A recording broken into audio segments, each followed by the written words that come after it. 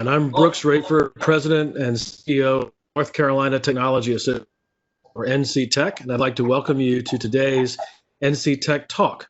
Thanks to our partnership with Cisco and their WebEx platform, we are recording today's conversation, and we will send you a link to it in our follow-up. NC Tech has been incorporating virtual sessions as part of our overall programming, including this NC Tech Talk series, where we engage with key leaders from across North Carolina to talk about what's on their mind and how their organization is adapting to today's environment. North Carolina has become a leading sector over the past couple of decades, with Charlotte and Triangle, Raleigh in particular, leading the way in new tech startups and tech employers. However, the innovation sector has been tested over brought to the forefront. Today, we are very mayors of both Charlotte and Raleigh with us to talk about some of these topics. Our format today will start with some welcoming remarks from our sponsor, and then I'll take it from there and ask Mayors Lyles and Baldwin several prepared questions. And we invite you to use the Q&A function to submit additional questions for them. I'll do my best to filter those and pose them to our guests. Note that there is a separate chat only if you have technical problems or questions, and my fellow staff members will respond to those. We also ask that everyone mute your audio unless you're speaking, and we encourage you to select the speaker view option so that you'll see a fuller screen of whoever is speaking. To kick things off, I'd like to thank CommScope for sponsoring today's session and invite Tony Rossi to unmute himself and say a few words of welcome. Hey, yeah, thank you, Brooks. Good afternoon, everybody. Thank you for joining us. As Brooks said, I am Tony Rossi. I'm a systems engineer with CommScope, and I support all of our enterprise and campus business here in the Carolinas. And I couldn't be more honored to be introducing these esteemed guests today, and I'll tell you why. My wife and I both grew up in Raleigh, graduating from Enloe High School, where we were classmates and friends with David Meeker, who was the son of our longtime leader, Mayor Charles Meeker. And actually this year, at my wife's request, I had to retire my last Meeker for Mayor t-shirt circa 2000, as that one and many others were often seen walking through our high school or Friday night football games. So Christy and I both went to NC State until the Navy changed our plans, took me down to Charleston, out to Seattle. And about a decade later, I finally had a chance to come home to North Carolina, and I was managing a data center here outside of Charlotte.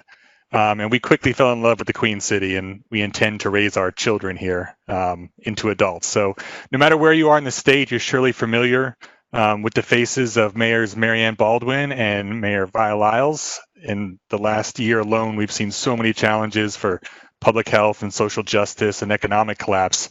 And it's been our local leaders that have been carrying the torch to lead us through. And I also love the fact that my daughter is growing up seeing the two largest cities in the state being led by women. Is a pretty cool thing for her to witness.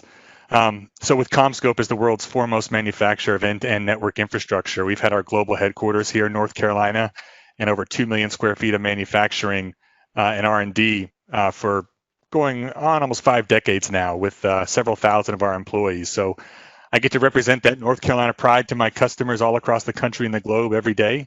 And my roots are in Raleigh, but my heart is here in Charlotte, but my pride is all of NC. So Mayors Baldwin and Lyles, thank you very much for your leadership and allowing us to listen to you today. And Brooks and NC Tech, thanks for letting CommScope sponsor this.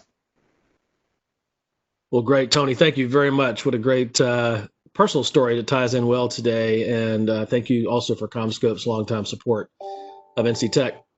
And I'm also, to reiterate, very, very pleased and honored to have as our featured guests Mayor Lyles of Charlotte and Mayor Marianne Baldwin of Raleigh.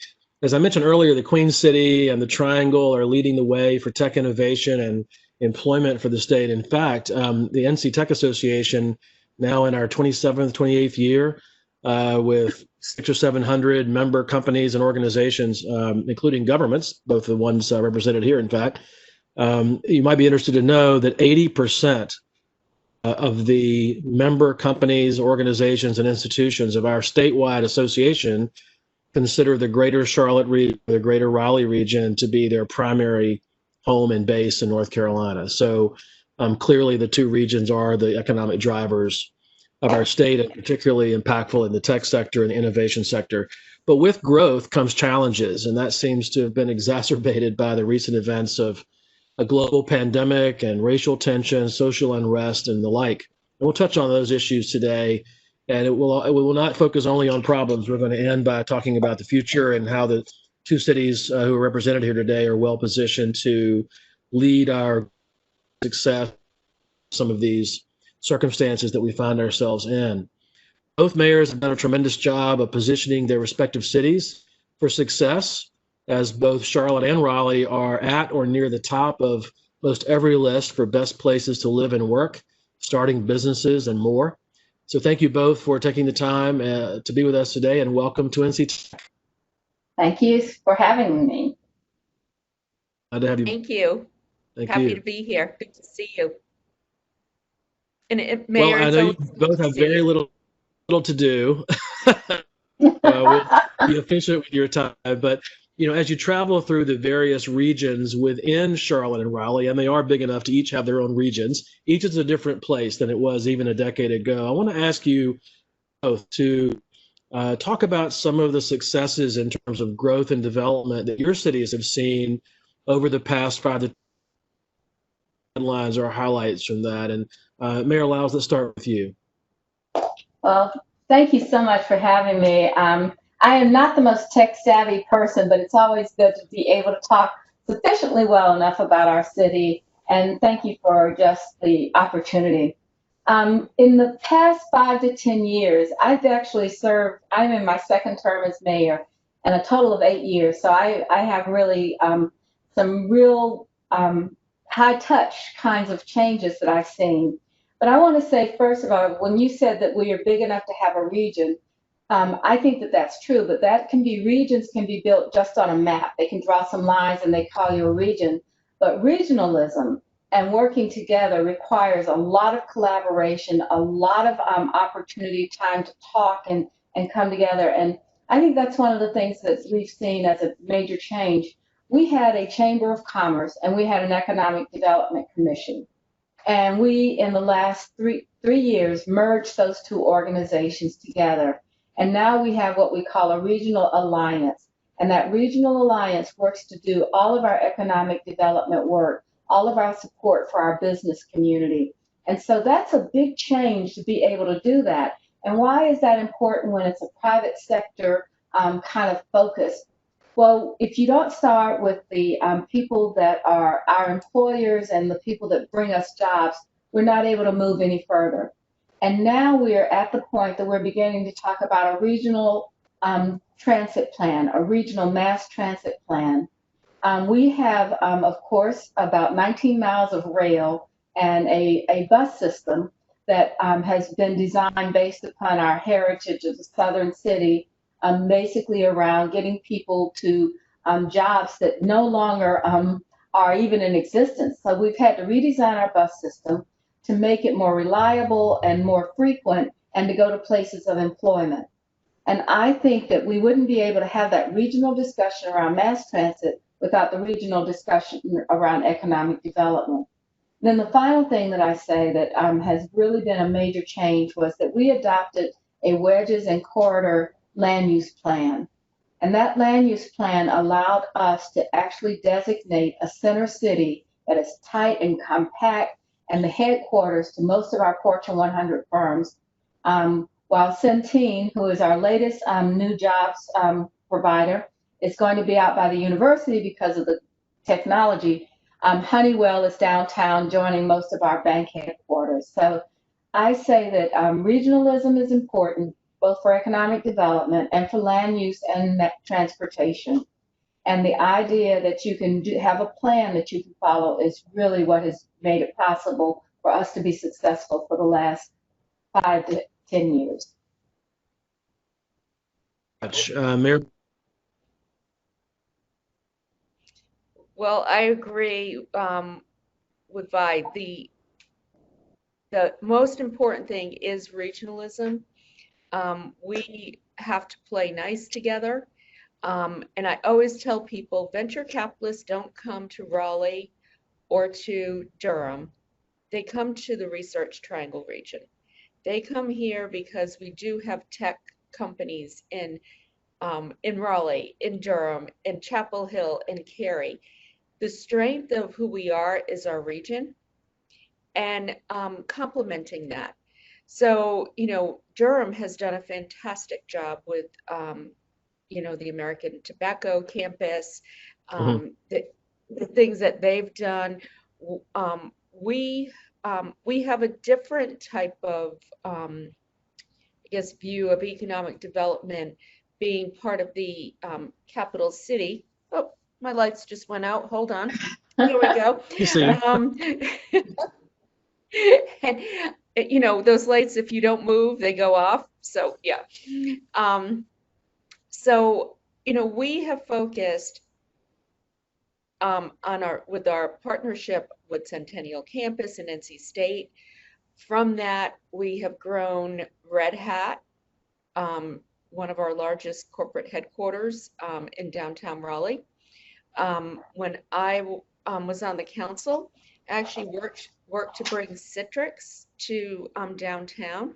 We had originally thought 350 employees, and then all of a sudden there's 800. That type of explosive growth has been great. We also have a great diversity in terms of the types of companies we have. It's not just tech. There's a lot of creative companies here focused on, say, their upgrades from NC State, engineering, architecture, design, advertising. We have more recently Pendo. Pendo announced, I remember when they started at HQ Raleigh with 4 employees, and now they're going to be a key tenant in one of downtown's new buildings. And also, that kind of excitement brings more people here. So we have a great talent pool, but we're also attracting talent. I think a lot of that has to do with the quality of life that we offer. Parks and Greenways, Dix Park, lots of things to do before the pandemic, but still we will get back there. And one thing I just want to mention too is that about 8 years ago we formed, I was the co-founder of Innovate Raleigh with Terry Lomax from NC State, and that has grown into a major support system for entrepreneurship and innovation in our region. And I think that those types of things keep our ideas fresh. It enables us to really support our entrepreneurial community, which has been a focus of mine. I believe we need to grow the companies we have. Economic development has changed a lot, say from even 10, 20 years ago, where it was mostly about buffalo hunting. Now I like to focus on what's homegrown and how we can keep those companies here and help them grow. That's great. We've had these sessions, actually one of them coming up with the founder and CEO of Pendo, and one that was held not too long ago, Mayor Lyles, with the founder and CEO of Exchange. So we call them 2 unicorns. They became valued at valuations of over $1 billion in a short time, and really major impacts on their 2 respective cities. Both very active with us, and great success stories. Let me pivot a little bit here to more modern, present day. I asked you about the past, 10 years or so. We're broadcasting this session live on August the 6th, and we'll share the recording, as I mentioned earlier, in our video library for future viewing. So just to give context of our conversation, in this time of COVID-19 and social unrest and so forth, I wanted to ask you each about how your cities are adjusting to all of these challenges and shifting priorities. So first, if we take a deeper dive into how COVID has impacted your city, can you talk a little bit about how you and your leadership have tackled the need for policies? We were just talking about before we came live today, things like shutting down bars after 11 p.m. or whatever the policies may be. Those resources, whether it's funds for small companies or individuals who are in need, or services for individuals who are in need, to help flatten the curve. Talk about what your city is doing, and I guess I'll switch it this time and ask Mayor Baldwin to kick us off. Thank you. So one thing that the city, we had to pivot. First off, we had to cut $28 million from our budget, so we would have a balanced budget. And that, man, that's a really difficult thing to do, but we were able to do that. Also, one thing we started was a small business grant program that was run out of the North Carolina Development Corporation. And we, as a city, put in $1 million into that grant program. Plus, myself, Adrian Cole, our chamber president, and Jim Hansen from PNC, we chaired and fundraised. We raised $600,000 from our corporate community, enabling the money to go further.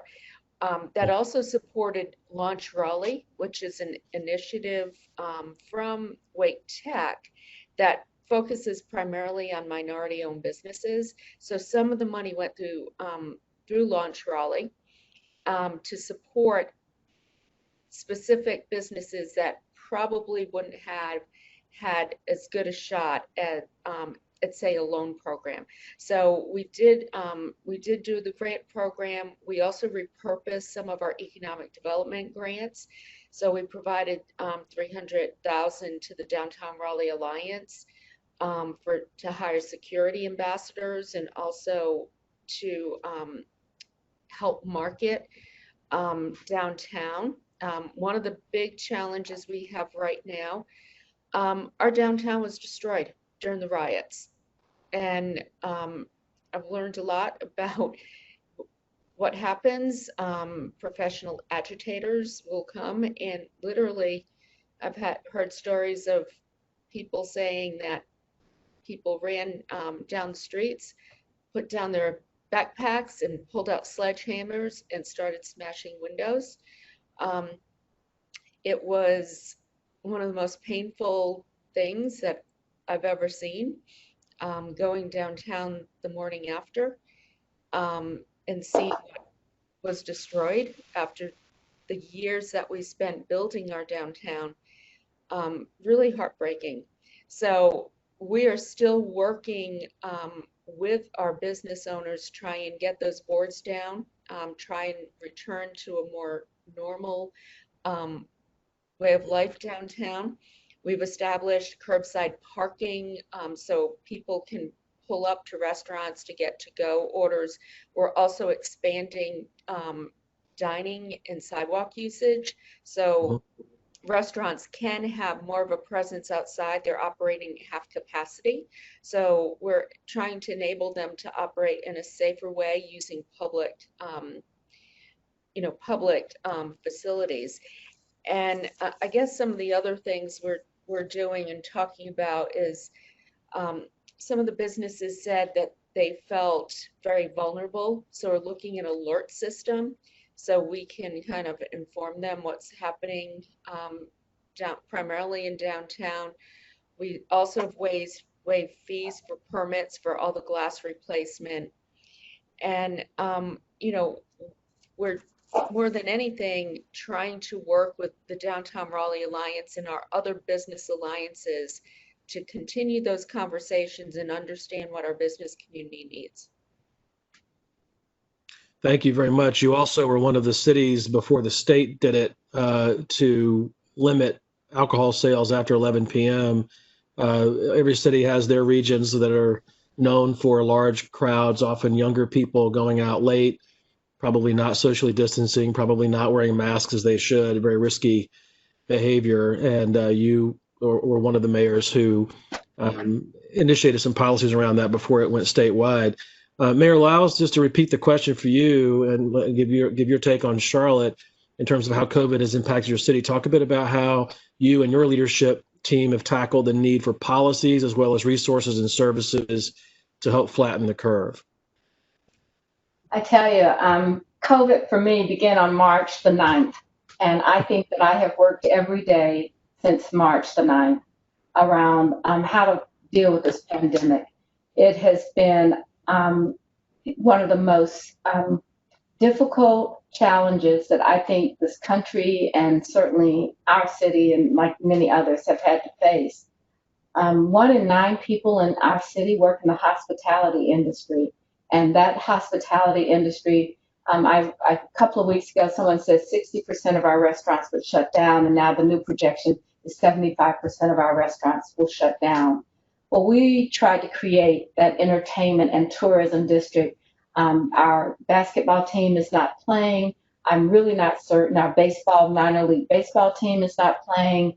I'm not certain what the NFL is going to do, but we had plans for a huge entertainment district in alliance with Tepper Sports, the owner of the Panthers, and all of that is just on pause. We were getting a Major League Soccer team stopped, and it's, I'd like to say, just stopped. And so these kinds of things are where you work so hard to build the infrastructure and collaboration among your community to be able to accomplish these tasks. And then you have to stop and you have to say, I have to accomplish the task of keeping our community safe and well as possible. We were the first city to implement stay-at-home orders in the state. And we did that in advance of what the state did. And we have joined, again, a regional approach. We have a policy committee that meets every morning on how do we deal with the COVID numbers, whether we're up or down, the new terms that have come out, positivity ratings, and just a number of things you have to adjust to. But one of the smart things we did for COVID was we created a recovery task force that was inclusive of our city council leaders as well as people in the private sector. We did it around 3 areas: small businesses, housing, and our airport, because we are a hub city for American, and the airport was like walking through a deserted warehouse. And here we have a $1 billion investment program going out there, and nothing was going on. So we knew our spots were that we would have to really focus. We taking the lead from actually Raleigh, what Marianne did was we created grants for business grants for so that people could think about what is it like to be a cashless business now? What does it take to have a different way to sanitize and take care of your physical space?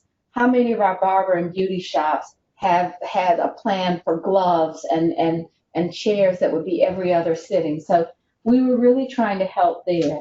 We also knew that we have in a very prosperous city, we also have a city that's not doing as well. And the idea that hospitality workers would be evicted from their apartments or their places that they rented or their homes, as well as think about the people that we've helped get into a house. They haven't had the opportunity to build up a reserve. And so we knew that we had some folks that came in on mortgages that we'd have to actually help them. So we took millions of dollars in grant programs. We're still over in eviction court. Going up, we've sent our staff over to talk to the landlords and to say to them, we will pay this person's rent. Can we have a mediation on what we need to do? And we're still paying people's rents. We're still helping them with their mortgage payments, and we're still pushing money out. But we also recognize that from March until now, the most significant challenge we will have is our hospitality industry and keeping them open. And we're beginning to think about what makes it possible. We also recognize in our center city, while we're very proud of all of the banks and headquarters centers downtown, that all of those small businesses depended on people flowing out of these towers to go to lunch and to pick up their dry cleaning or to get a book, or all of those things. All that vibrancy that we worked years to build up, it's gone. It's just flat gone. Our performing arts center are closed, all of our museums and cultural facilities. We're now talking about what does it mean? What does it take? And actually the technology industry is going to be a huge partner in doing that. Our performing arts center that sells tickets for all of our cultural facilities just went to touchless ticketing. And without those innovations, the fear of COVID combined with the issues we're having with poverty and social justice, where it's just almost impossible. On our protesting side, I'll just say two things. We've started on a police reform review, and we're also focused for the first time asking our business and corporate community to talk about what they can do about the impact and the future as we deal with eliminating systemic racism and creating social justice.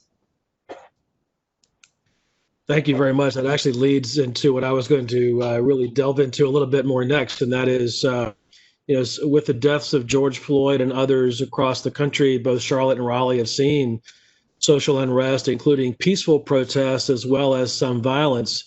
I'm gonna go off my little notes here and offer a personal observation.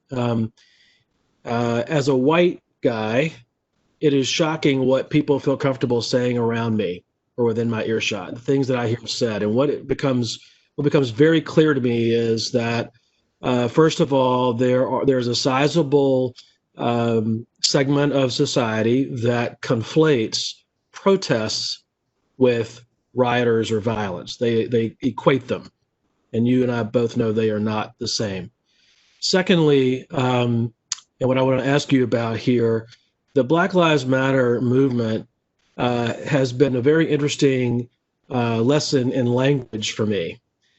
We all on this call know that Black Lives Matter is actually, there's one more word that's unspoken but implied, and that is Black Lives Matter too. But there's a sizable segment of society that thinks there's a first word, and that is only Black Lives Matter. And these are people talking past each other on this topic. It's very frustrating to me to hear that. I'm sure you've heard the same, and you see it in talk shows and everywhere else. So I'd love for you both to just get personal for a moment. Tell me your reactions to all those two dynamics, the protests as contrasted with violence. Marianne, you talked about, didn't I? Mayor Baldwin, sorry. You talked about this a little earlier, that there is a distinction there. And how do you, as mayors, even lead the language discussion around this and speak in a way that sort of unifies people around the real issues? Mayor Baldwin, I guess I'll switch over to you. Okay. Well, you're right. There is so much, people are not talking to each other, they're talking past each other. And what happens too is if you offer something up and you say words, then people say, well, it's just words. That's not substance. So what we've tried to really do is back up our words with actions. For many years, we had a group that was looking for the establishment of a police advisory board. We have now put that board in place. They will help us set policies and help rebuild trust in the community. We adopted the 8 Can't Wait, no chokeholds, just making our policies very consistent for police so that we ensured that there were fewer incidents. And also, our police department is moving forward to build a mental health and homeless unit that will include social workers. So we're looking at different ways we can offer public safety. So what I've tried to do is say, okay, let's just not talk about this. Let's talk about how we can change it. And right now, we are working with an initiative with the Diversity, Equity, Inclusion Office of the Greater Raleigh Chamber of Commerce. This includes business, very prominent businesses and corporations, the NAACP, the faith community. We have invited activists to the table. We are trying to put together a group where businesses lead this discussion on how we change systemic racism. And I don't want we're getting ready to announce the details, so I don't want to get out too far there, but everybody recognizes that we have to work together to have these painful conversations. We have to work together so we're listening to each other. And we have to work together and show leadership on all fronts. So I'm really proud of the progress we're making on that. And I think that that can initiate some very specific changes. And, also I'm going to go back to something I heard at the Chamber's Women's Leadership Conference. Brian Leary from Highwoods, he said, words matter. Now, this was geared toward women, but he put up on the board all of these terms that are very male oriented. And I remember thinking, wow. But what I also thought was, I knew how I felt about that. I can only imagine how people of color feel on the words that pain them.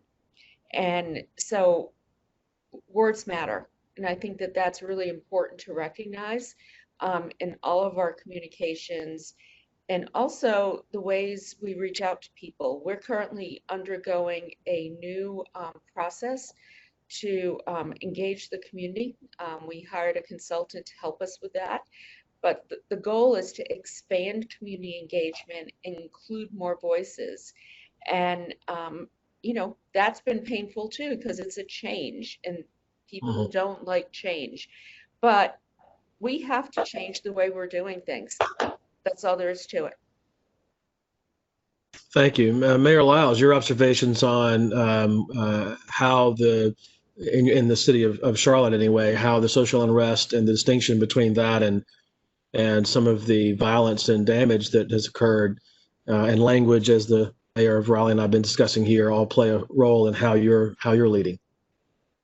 So many of the things that Marianne discussed, we are doing as well. An entirely different approach to community engagement, especially during a pandemic. It's something that you have to really work at, and you have to be consistent around. Community process around the idea of understanding why people are talking about racism and why they're talking about systemic change. I grew up in the segregated South.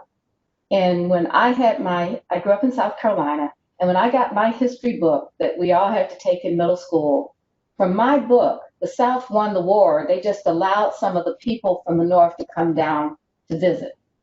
And it's pretty much, that's the way that they saw it. And it's not unusual. So when you talk to people that are new to our city or our state, they don't understand what we're always talking about. And we've been working with one of our universities to say, help us document what it really meant. I tell the story about my dad. He came home from the war. GI Bill, 3 things. You could have a low interest loan to get a house. You could get a free college education, or you could get a job preference with a federal agency.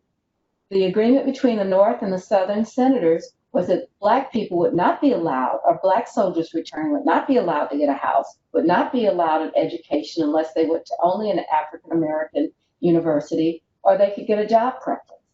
And people don't know our history, and what you don't know can't help you change and inform yourself.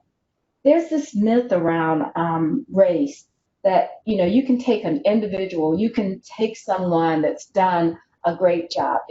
Just think about your favorite TV commentator. You take Gayle King and you say, look at Gayle King. She did a great job. She is what Black people all need to do. Well, anyone, and statistically, and an individual can break away on their own accord for a number of things. But what people don't understand is systemic racism is when you don't fund schools, when you didn't provide books to people that they were actually able to be read, that weren't falling apart, that when redlining resulted in Charlotte, the community and the Black community that was of wealth and well-doing had to start converting from 5 and 6 bedroom houses around our HBCU, Johnson C. Smith. They had to stop because they couldn't go to the bank and say, I need to repair the roof and get a loan. And so they became boarding houses and rooming houses. People had to adjust, people of color have had to adjust all of their lives. And I think the message that you're getting today is about the fact that we're done with the adjustment part. We have done everything we possibly can to build this country into something that we can be proud of. The Civil Rights Act, the Voting Rights Act. So it's very personal, I think, to the entire African American, Black and Brown people that if we don't deal with the systemic part of race in this country, we will once again fail.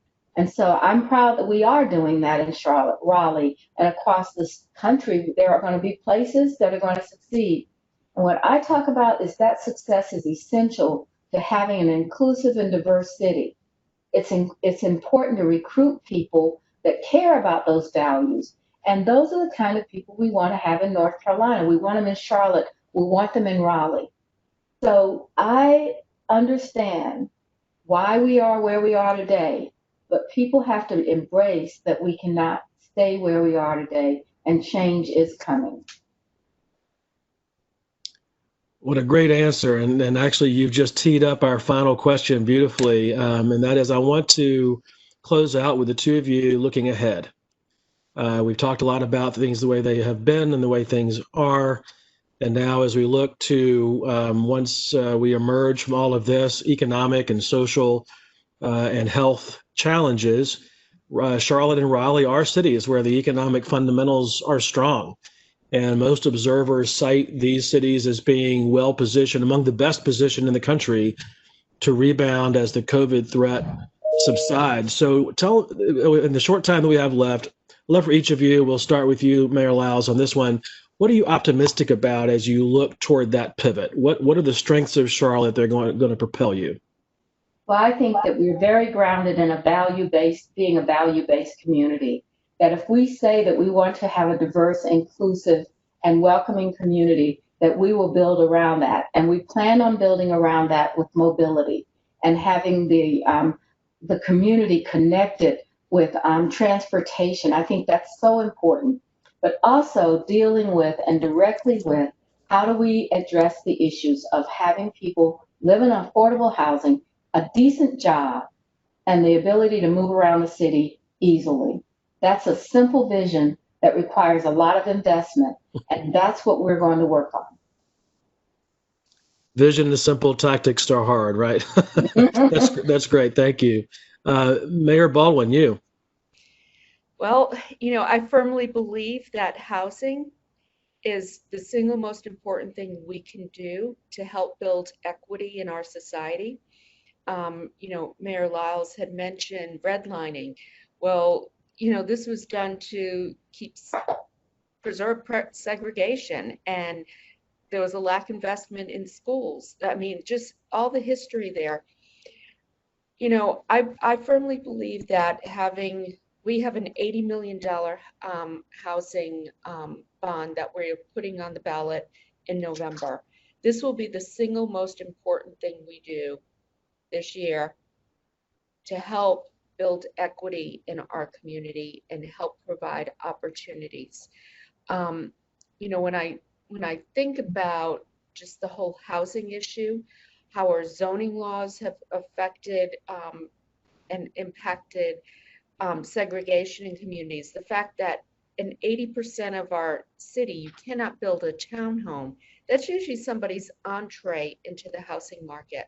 So aside from the housing bond, we're also looking at how we can expand housing choices.